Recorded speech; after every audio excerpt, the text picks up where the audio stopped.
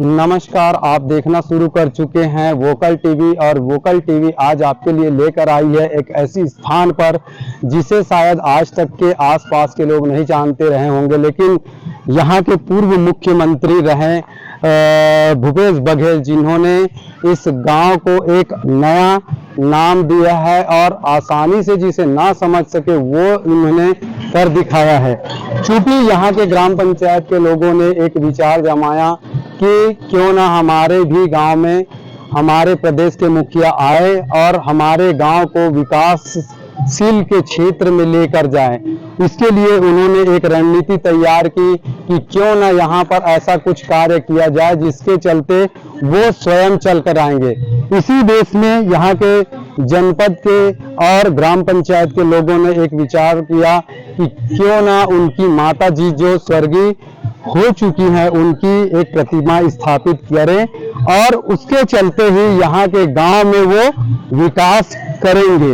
इसके लिए उन्होंने मूर्ति स्थापना किया और जिसके चलते आज इतने बड़े एरिया में, मैं कैमरामैन से चाहूंगा कि वो उधर दिखाए, एक बहुत बड़े एरिया में गार्डन का विस्तारीकरण किया गया है और गार्डन में अनेक मनोरंजनकारी वस्तुएं लगाए गए हैं। कुछ जीव जंतुओं के मूर्ति रखे गए हैं और आपको बता दूं कि रास्ता भी सुगम किया गया है, गार्डनिंग किया गया है। सामने मंदिर है, वहां मंदिर में भी सजावट साज सज्जा किया गया है।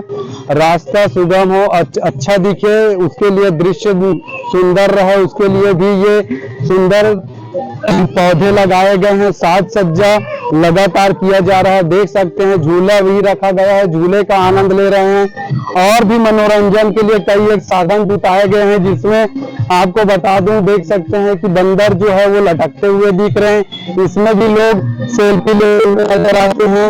वैसे ही बैठक व्यवस्था किया गया है। यहाँ सामने में बच्चों के खेलने के लिए कुछ और भी सामग्री लगाए गए हैं, जिसमें अपने मनोरंजन के साथ साथ खेल भी खेल सकते हैं। प्रतिमा की बात की जाए तो प्रतिमा यहाँ लगाया जो गया है वह प्रतिमा 80,000 रुपए की लागत से ग्राम के लोगों ने अपने ही खर्च से यहाँ लगाया, जिसके उद्घाटन के लिए स्वयं भूपेश बघेल जो पूर्व मुख्यमंत्री रहे, यहाँ के पूर्व मुख्यमंत्री भूपेश बघेल, उन्होंने मूर्ति का अनावरण किया जो उनकी माता बिंदेश्वरी बघेल जी की प्रतिमा है, जिसका अनावरण 7 जुलाई 2023 को किया गया। यहाँ पर आप देख सकते हैं कुछ जगहों पर मयूर रखे गए हैं और जनपद के लोगों के द्वारा पौधारोपण किया गया है, फाउंटेन लगाया गया है। जल की अच्छी व्यवस्था हो सके उसके लिए भी पानी की व्यवस्था की गई है। बच्चों के मनोरंजन के लिए खेल सामग्री, व्यायाम के लिए भी किया गया है और लगातार इस गार्डन का साज सज्जा जो है निरंतर चल रहा है। और सामने जो नदी देख रहे हैं उस नदी में भी बोट की व्यवस्था की गई है। 5-7 बोट लगाए गए हैं। उस बोट में भी लोग मनोरंजन करते आपको नजर आएंगे। यहाँ पर बात किया जाए तो फाउंटेन के साथ सीसीटीवी से लेस यह एरिया है, जहां किसी प्रकार की कोई हरकत करते पाए गए तो उन पर जांच कार्रवाई भी की जा सकती है।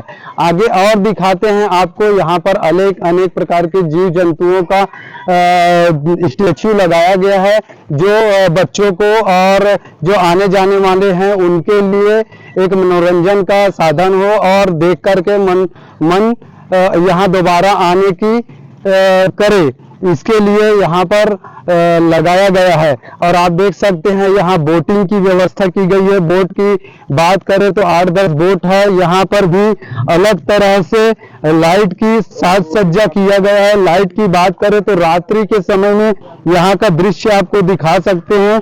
और फिलहाल अभी दिन का है तो कहना उचित नहीं होगा, लेकिन आप देख सकते हैं ये जो पैरियां हैं, पैरियां के आसपास में पूरे लाइट की व्यवस्था की गई है। यहाँ भी लाइट की व्यवस्था के लिए अलग विशेष सुविधा भी देख सकते हैं। सौर ऊर्जा का इस्तेमाल किया गया है ताकि विद्युत के लिए अलग से और कोई साधन जुटाना न पड़े। और दिखा दें ये अलग अलग प्रकार की बोटिंग है और इसके बोट का आनंद लेने के लिए लोग यहाँ पर आते हैं। ये राजनांदगांव जिला से लगभग 15 किलोमीटर दूरी पर स्थित है। और वही ये इस एरिया की बात करें तो यह एरिया जो है बालोद जिला के अंतिम छोर और दुर्ग पूर्व में हुआ करता था। दुर्ग जिला जो बालोद के होने के बाद में इसे यहाँ से हटाया गया है। अभी वर्तमान में यहाँ की बात करें तो साज सज्जा लगातार जारी है। यहाँ की जनता जो अथक प्रयास किए हैं उसका ही परिणाम है कि छत्तीसगढ़ के दृश्य पटल में पर्यटन या फिर एक तरह से देखा जाए कि लोगों के मनोरंजन के लिए बहुत बड़ा दृश्य है। मैं कामेश साहू, वोकल टीवी के साथ, राजनांदगांव।